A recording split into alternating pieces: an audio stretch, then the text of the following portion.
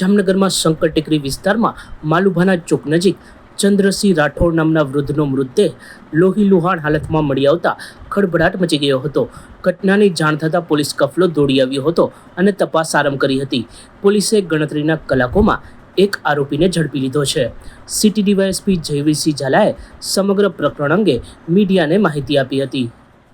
ગઈકાલે સાંજે Jamnagar city C division police સ્ટેશનમાં સુભાષપરા શેરી નંબર 1 ના વિસ્તારમાં એક હત્યાનો બનાવ બનેલો હતો, જેની પ્રાથમિક વિગત મુજબ જે આ કામના મરણ જનાર છે, જેનું નામ છે ચંદ્રસિંહ મેરુજી રાઠોડ, એ જેની ઉંમર વર્ષ આશરે 55 થી 60 વર્ષ છે, એ ત્યાં રહેતા હતા અને તેમની સાથે તેમના ત્યાં નજીકમાં રહેતા જે આરોપી છે, જેનું નામ છે હુસૈન ઇસ્માઇલભાઈ સંધી, આ બંને ત્યાં હોય અને અગાઉ આરોપી દ્વારા ફરિયાદીને હાથુસીના પૈસા આપેલા હોય, જેની માગણી કરતા બાબતે બોલાચાલી થતા આ બનાવ બનેલાનું પ્રાથમિક દ્રષ્ટિએ જે ફરિયાદી છે, જેમનું નામ છે લક્ષ્મીબેન લખુબા ચૌહાણ, એમના દ્વારા આ પ્રકારની ફરિયાદ આપવામાં આવેલી છે. જે આરોપી છે હુસૈન ઇસ્માઇલ, એને હાલ હસ્તગત કરી સિટી સિટીઝન પોલીસ સ્ટેશન ખાતે એની વિશેષ પૂછપરછ ચાલુ છે અને આગળની કાર્યવાહી માટે નામદાર કોર્ટમાં રજૂ કરીને પોલીસના રિમાન્ડ માંગવામાં આવશે.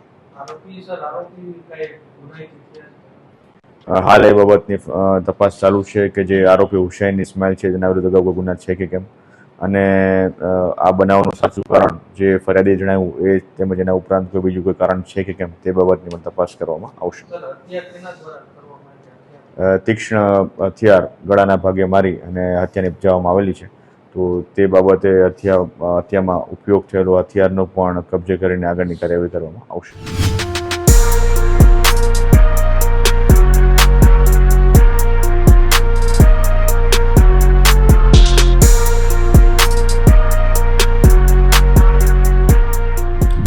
જામનગરમાં ઈદે મિલાદ અને રક્ષાબંધનના તહેવારોને અનુલક્ષીને સુરક્ષા તંત્ર એલર્ટ મોડ પર છે. આજે સિટી એ ડિવિઝન પીઆઈ VM ડોડિયાની આગેવાનીમાં ઈદના જુલુસના રૂટ પર ફૂટ પેટ્રોલિંગ કરવામાં આવ્યું હતું.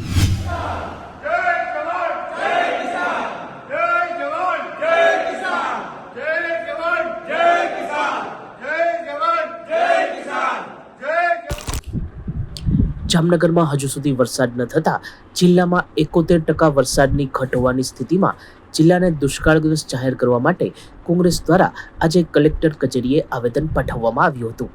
એ યોજના જે 2012માં સ્ટાર્ટ થઈ ત્યારે જામનગર જિલ્લાના તમામ ડેમો છે 2019માં ભરવાની વાત હતી, એટલે 19 થી અત્યાર સુધી એટલી જરૂરિયાત ઊભી નથી થઈ. પણ આ વર્ષે જ્યારે 67 દિવસ દુષ્કાળે ખેંચ્યા છે ત્યારે અત્યારે ડેમોમાં ખૂબ જરૂરિયાત છે. અત્યાર સુધી ન ભર્યા ઓકે, આવકાર્ય છે, પણ હવે જો એ ડેમો સૌની યોજનાથી ભરવામાં ન આવે તો આ યોજના તો માત્ર ને માત્ર એવું અમે માનીએ છીએ કે કોન્ટ્રાક્ટરોની પાઇપલાઇન વેચાતી નહોતી, એટલે એ પાઇપલાઇન વેચવા માટે થઈને આ યોજના આવી હતી. બાકી આ દુષ્કાળમાં કામ ના આવે સાહેબ. આપણે ત્યાં કહેવત છે કે દશેરાના દિવસે ઘોડું ના દોડે તો એનો કોઈ મતલબ નથી, બરાબર છે. એટલે એવી જ રીતે આ યોજનાઓ જે અત્યારે જે સૌની યોજના એ દશેરાના દિવસે એટલે દુષ્કાળ સમયે જો ના કામ આવે અને ડેમો ના ભરાય તો એનો કોઈ મતલબ નથી. એટલે જામનગરના સચાણા ગામે માટીના ગેરકાયદે ખનનનો મામલો પ્રકાશમાં આવ્યો છે. પંચકોશી એ ડિવિઝન પોલીસે મંજૂરી વગર ખનન કરતા 3 વાહન ઝડપી લીધા હતા, જે પછી ખાણ ખનિજ વિભાગ દ્વારા ₹2,83,957 નો દંડ વસૂલ કરવામાં આવ્યો હતો. સચોટ સમાચારો સૌથી ઝડપી મેળવવા માટે અમારી ચેનલને સબસ્ક્રાઇબ કરો.